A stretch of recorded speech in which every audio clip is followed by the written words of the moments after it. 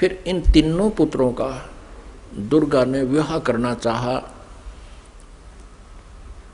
आकाशवाणी की उस काल ब्रह्म ने, सरपुरुष ने दुर्गा जी से कि दुर्गा तो इन तीनों बच्चों को पुनः सागर मंथर पर भेज दे और वहां इनका विवाह करने के लिए तू ही 3 रूप बना करके 3 लड़कियों के रूप से निकलना।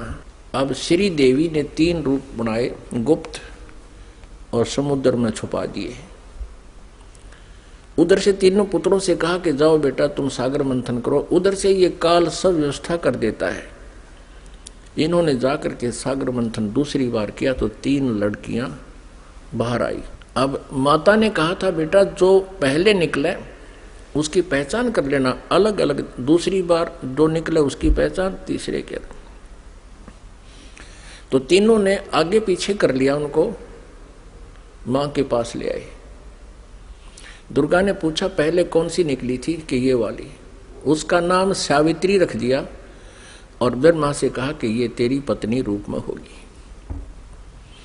दूसरी को कहा तेरा नाम लक्ष्मी होगा और विष्णु जी से उसका विवाह कर दिया। और तीसरी से कहा कि तेरा नाम उमा होगा और उसका विवाह शिव जी से कर दिया। अब यहां से इस एक ब्रह्मांड में काल सृष्टि प्रारंभ हुई, इस क्षर पुरुष का परिवार प्रारंभ हुआ, इससे सुर और असुर उत्पन्न हुए। और पुण्यात्मा जो पुराणों में हम सागर मंथन सुनते हैं कि 14 रत्न निकले, भगवान शिव ने विष को ग्रहण किया, वो तो बहुत बाद की बातें हैं। तो पहले ये इस प्रकार सागर मंथन हुए थे। वो इन वेदों में, इन पुराणों में नहीं है, वो सूक्ष्म वेद में है, 5वें वेद में। पुण्यात्माओं अब ये है वो सृष्टि रचना